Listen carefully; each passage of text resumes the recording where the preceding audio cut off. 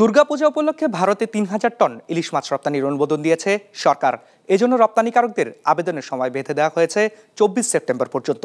এদিকে রপ্তানির খবরে এরই মধ্যে দেশের বাজারে প্রতি কেজি ইলিশ মাছের দাম বেড়েছে ১৫০ থেকে ২০০ টাকা পর্যন্ত।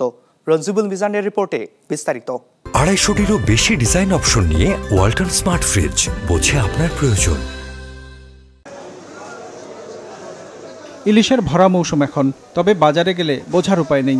মাছের পরিমাণ যেমন কম, তেমনি বিক্রিও হচ্ছে চড়া দামে। রাজধানীর বিভিন্ন বাজার ঘুরে দেখা গেছে ১ কেজি ওজনের ইলিশ বিক্রি হচ্ছে ১৬০০ থেকে ১৮০০ টাকায়, আর ৮০০ থেকে ৯০০ গ্রামের ইলিশের দাম ১৩০০ থেকে ১৪০০ টাকার উপরে। গেল বছরের তুলনায় দাম বেড়েছে ২০০ থেকে ৪০০ টাকা পর্যন্ত। ওই দেশের মাছটা যদি না দিত তাহলে আমাদের দেশের মাছটা জনগণে খাইতো, পাইতো, একটু চাহিদা হইতো, কম পড়তো। ১৫ বছর না দেওয়া হয়েছে, আর কত? আর দেওয়া উচিত না তো। দেশের মানুষের কম দামে ইলিশ খাওয়া নিশ্চিত করতে এবছর ইলিশ রপ্তানি না করার কথা জানিয়েছিলেন অন্তর্বর্তী সরকারের মৎস্য ও প্রাণী সম্পদ উপদেষ্টা। তবে শেষ পর্যন্ত সে সিদ্ধান্ত থেকে সরে এসে ভারতে ৩,০০০ টন ইলিশ রপ্তানির অনুমতি দেয় শনিবার। আর এই খবরে ইতোমধ্যে বেড়েছে ইলিশের দাম। একদিনের ব্যবধানে কেজিতে দাম বেড়েছে ১৫০ থেকে ২০০ টাকা পর্যন্ত।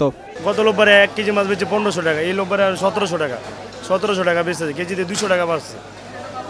কেন মাছ নাই, নদীতে মাছ নাই।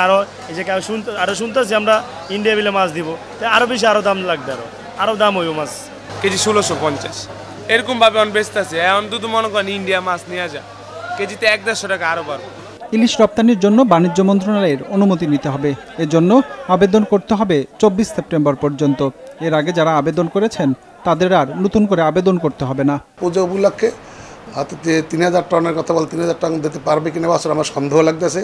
যে মাছের যে কেরিং যে অবস্থান, বর্তমান যে দামটা আছে বাংলাদেশে, তাতে এত মাছ দেওয়া যাবে বলে আমার মনে করেন। হয়তো তারপরেও মন্ত্রণালয় যে অনুমোদন দিচ্ছে, হয়তো চেষ্টা করছে আল্লাহ তাআলা যদি আরও মাছ আমাদের নদী বন্দরে যদি ভালো হয়, তাই তো হয়তো সম্পূর্ণ দেওয়া যাবে না, কম যতটুকু পারি দেওয়া যাবে, চেষ্টা করবে তিনভাবে।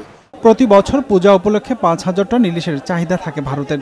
তবে বাংলাদেশ সরকার যে পরিমাণ রপ্তানির অনুমতি দেয়, রপ্তানি হয় তার চেয়েও কম।